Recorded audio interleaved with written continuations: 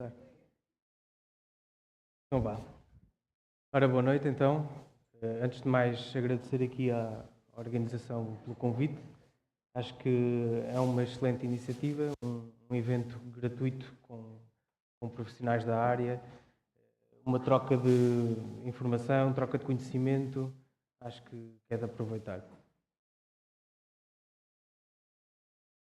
Então, o meu nome é Frederico, Fred ou Fred Cerdeira, no Twitter Fred Cerdeira, se alguém quiser acompanhar. E então, Responsive Web Design, uma faca de dois legumes.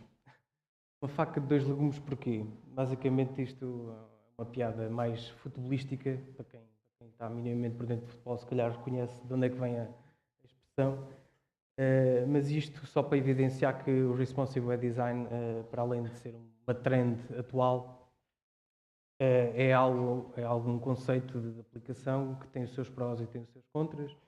E se não for bem aplicado e não forem seguidos os seus conceitos fundamentais, pode se tornar num legume mau, ou num lado menos positivo. E então, de onde é que vem este conceito?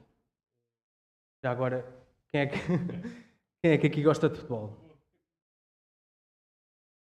Se calhar reconhece então esta personagem. Imagina que pode ser uma faca de legumes, como se diz. Porquê? Porque os jogadores questões inteligentes. Exato. Encosta-se à linha lateral. Whatever that means. Pronto, e aí vem daqui a expressão uma faca de dois legumes. E eu agora, no dia a dia, sempre quero usar esta expressão. Já digo legumes em vez de gumes. Então, o que é que trago aqui hoje? Basicamente, evidenciar a realidade atual do sistema. O mundo em que vivemos, o mundo interativo mobile. Apresentar algumas estatísticas que fundamentam isto. Evidenciar também o conceito, os fundamentos do Responsive Web Design, a definição e a sua base, os princípios envolvidos. E aqui é que eu acho que a teoria é importante, porque a prática a prática é essencial, mas se não tiver uma teoria por trás, a prática torna-se pouco eficaz. E o contrário também acontece. Também pelo meio, evidenciar algumas técnicas de desenvolvimento e retrofitting e apresentar algumas tools, resources, documentação e, muito importante, evidenciar também e apresentar algumas pessoas envolvidas nesta área. Basicamente, existem 7 bilhões de pessoas no mundo, 5,6 bilhões de subscrições mobile. Qualquer dia temos mais subscrições em mobile do que pessoas. Já não há de faltar. O mobile representou mais de 30% do tráfego em 2012. Facilmente se percebe que em 2013, este ano, deve ter aumentado. Há atualmente mais smartphones do que PCs. E só mostrar alguns exemplos. Por exemplo, o eBay em 2010 transacionou 2 bilhões só em mobile, incluindo nas suas aplicações nativas o site. Em contrapartida, em 2009, 600 milhões. Portanto, daí a importância disto do responsive e da era mobile. O Amazon também, em 2010, 1 bilhão de produtos vendidos só em mobile. São estatísticas, valem o que valem, mas são números muito importantes para justificar a importância desta chamada era mobile. Mais estatísticas através deste senhor. Para quem não conhece, Luke W. é um grande guru desta área, um grande senhor do responsive e do mobile first. Se quiserem acompanhar o site dele, também apresenta sempre estatísticas importantes que fazem parte do conceito. Este senhor é também interessante porque, para além de ser o grande guru da área, ele, quando é convidado para uma talk, para uma conferência, ele, em tempo real, toma notas sobre cada sessão e publica no blog. Acho que vale a pena seguir. É também o autor deste livro. Não sei se alguém já leu, provavelmente já. Mas Este livro é o que eu considero um dos exemplos de leitura obrigatória para quem está a começar nesta área. Basicamente, evidencia a importância do mobile e apresenta o conceito de mobile first. Foi ele o primeiro, por essência, a apresentar este conceito. Ou seja, começar pelo mobile e ir evoluindo de uma forma progressiva para tudo o resto. Apresentando o que se chama o User Experience à volta do mobile e o Customer Experience à volta do mobile também. Acho que vale a pena seguir. Responsive Web Design, o que é, afinal? Basicamente, estávamos em 2010 quando um senhor chamado Ethan Marcotte, numa magazine online, digamos, chamada A List Apart, apresentou um artigo em que explicou o que é que poderia ser o Responsive Web Design e qual é que é a importância no mundo atual. E tudo começou por aqui, com este artigo, nesta tal magazine, e a partir daqui o artigo teve tantas visualizações e foi tão falado que a própria magazine decidiu lançar um livro com base no conceito dele. E este livro também é outra recomendação que eu faço sempre às pessoas que estão a começar. Apesar de já ser de 2010, continua atual. E o autor no Twitter é o Bip, também podem seguir. Responsive Web Design. Basicamente, já não estamos na era em que tínhamos os 1024, tínhamos uma grid de 960. Isso já não faz sentido, isso faz parte do passado. Atualmente já não temos resoluções fixas, mas sim isto, mais ou menos isto. A web hoje em dia, como toda a gente sabe, são os tablets, são os smartphones, os dumb phones, Androids e coisas assim. Monitores de grande resolução, retina e agora o 4K, etc. Portanto, quando estivermos a desenhar e a desenvolver, temos que pensar nisto e não numa resolução fixa. No entanto, isto é o que é atualmente, mas o que eu acho que é atualmente é isto. Porque estamos na era do Internet of Things. Internet of Things, basicamente, é uma área de investigação que visa explorar a aplicação de serviços de internet em tudo o que é a utilização doméstica e diária. Estamos a falar de internet nas paredes, internet no frigorífico, no ferro de engomar, etc. Estamos numa era ubíqua, em que a internet está presente em todo lado. Portanto, mais uma vez, o Responsive Web Design é muito importante porque prever o imprevisível. Basicamente, o Responsive Web Design são sites e aplicações web que se adaptam ao seu contexto de utilização, seja ele através de um telemóvel, seja ele através de um tablet, de um computador, de um carro, etc. Tipicamente, temos um único site, um único domínio ou URL e o mesmo conteúdo, e isto é que é importante, o mesmo conteúdo está presente em todas as plataformas. Não basta termos um conteúdo orientado para o desktop e depois fazemos um strip do conteúdo para o mobile, só porque é mais pequeno. Isso é uma abordagem, mas é uma abordagem menos correta. A ideia é que o conteúdo é que é importante, é o chamado content first, e desta forma garantimos que o conteúdo está presente em todas as plataformas. A universalidade da web. Basicamente, já o Tim Berners-Lee dizia que um dos princípios fundamentais da web é a sua universalidade. Na sua essência, o Responsive Web Design depende por 3 pilares base. Estamos a falar de grelha flexível, multimédia flexível, e aqui multimédia engloba não só o vídeo, o áudio e as imagens, mas tudo o que é conteúdo, sejam animações, textos, é o conteúdo em geral que tem que ser flexível. Já lá vamos o que é isto flexível. E numa abordagem mais técnica, as media queries que são responsáveis por esta flexibilidade. Isto são os 3 pilares base.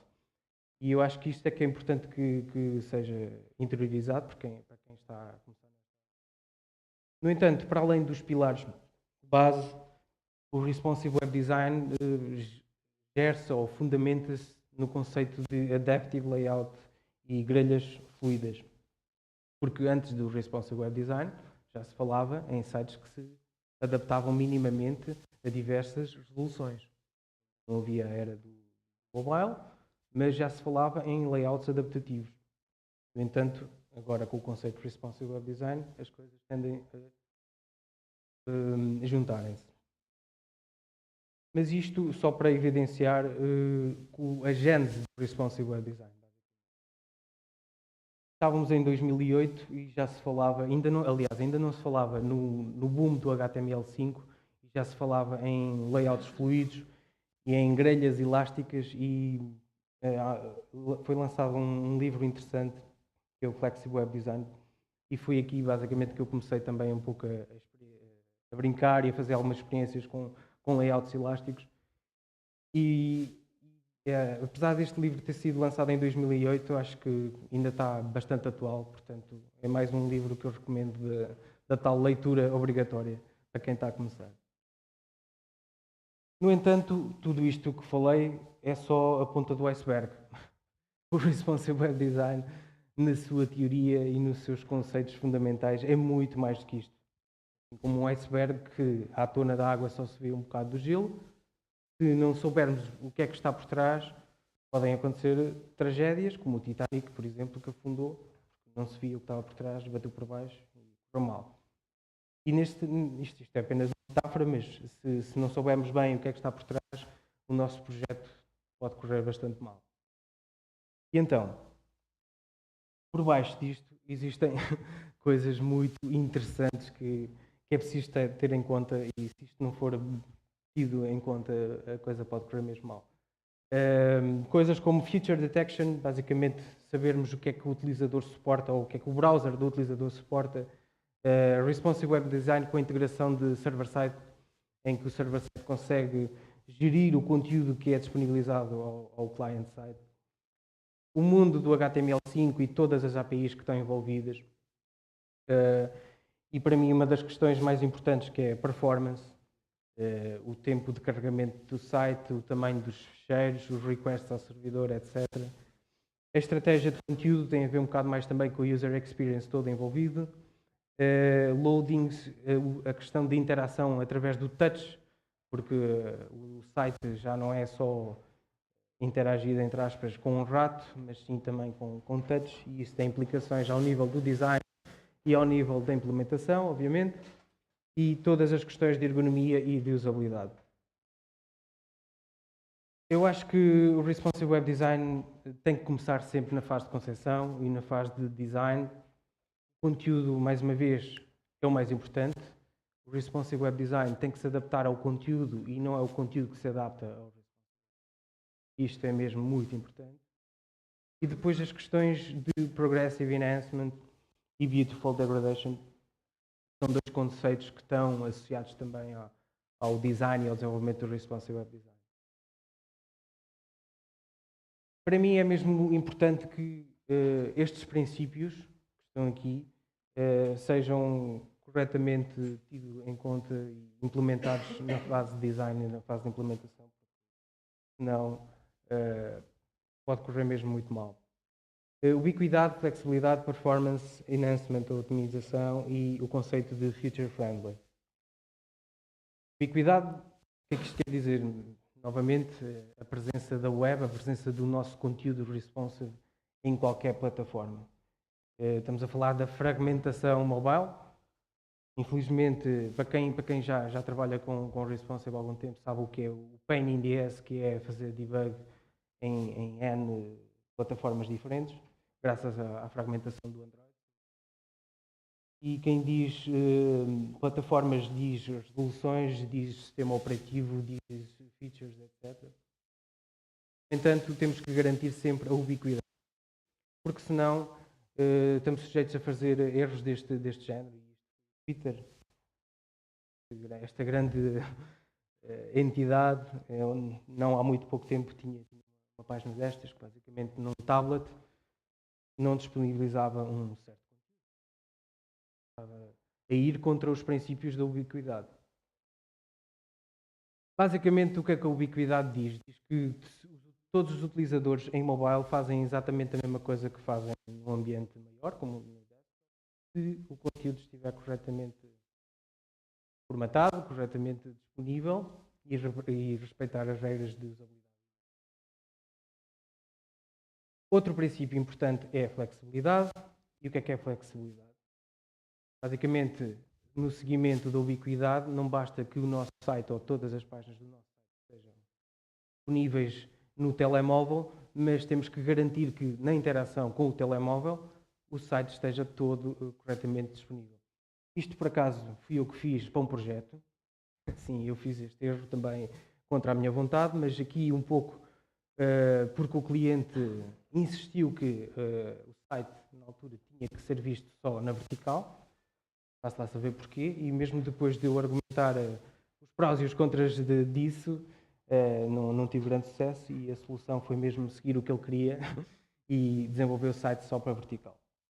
Portanto, isto não se faz. Flexibilidade, obviamente, tem a ver com tamanhos de resolução e media queries. Eu acho que não se devem focar em tamanhos fixos de 320, 640, por aí afora. Uma abordagem que eu costumo fazer é focar em tamanhos mais genéricos como S, M, L, XL, por exemplo. Isto quando estamos a falar de breakpoints.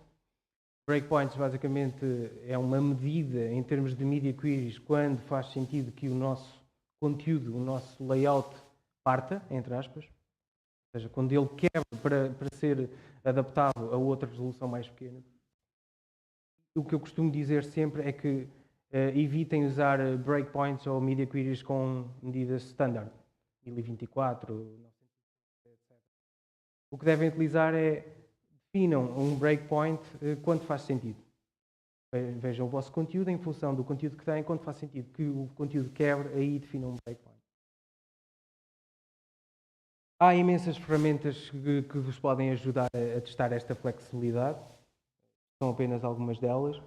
Mas o Chrome Developer Tools é mais que suficiente porque faz uma pequena emulação dos diferentes devices.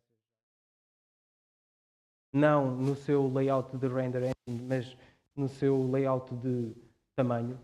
Portanto, isto pode facilitar a tal flexibilidade. Outro princípio muito importante, a questão da performance. Basicamente, 71% dos utilizadores espera que o site em mobile carregue tão ou mais rápido que um site em desktop. Portanto, isto é mesmo muito importante. E da mesma forma, 74% dos utilizadores abandonam o site se demorar mais do que 5 segundos a carregar.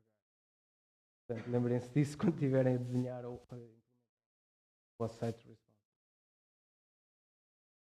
1.3 megas é quanto pesa, entre aspas, o site no primeiro load, tipicamente na homepage.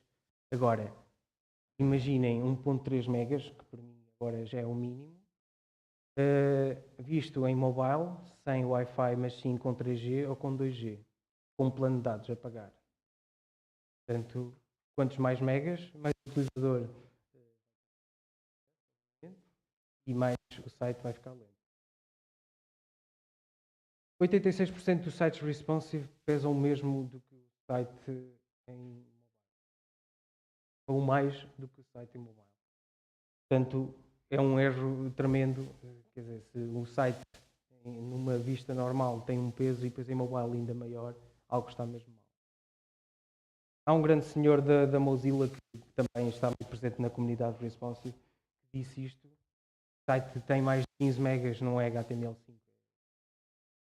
No fundo, por alguma razão. Temos um site que para carregar no primeiro load precisa de 15 megas. Ou é um jogo, se calhar aí faz sentido, ou então algo que está mesmo muito mal. A questão do performance deve ser considerada como invisível e como design, como fazendo parte do design. Tem que fazer parte do design. Então, não vai funcionar muito bem. Isto é apenas um exemplo de umas ferramentas de teste, onde podem colocar o vosso endereço tipicamente de desenvolvimento ou de staging, onde podem analisar graficamente a performance do site em termos de loading times, de tamanho de ficheiros, de request ao servidor, etc. Apenas um exemplo. Outro princípio. enhancement e otimização. Também recomendo aqui leitura obrigatória, estes um do Scott Gell e o outro que se chama Design. Basicamente ensina várias técnicas de progressive enhancement que podem ajudar a garantir a compatibilidade do nosso com todos os devices, com os browsers mais antigos. Então, isto do Progressive Enhancement e do Beautiful Degradation, basicamente são conceitos e são ao mesmo tempo técnicas que podem ser aplicadas na fase de criação, na fase de design, mas também podem ser aplicadas na fase de desenvolvimento. Tipicamente, Progressive Enhancement diz que devemos começar pelo denominador comum mais baixo e fazer uma progressão para a plataforma mais potente. Por exemplo, começar mobile first, adaptar o nosso conteúdo até termos uma resolução grande, até termos um browser que suporta tudo e mais alguma coisa.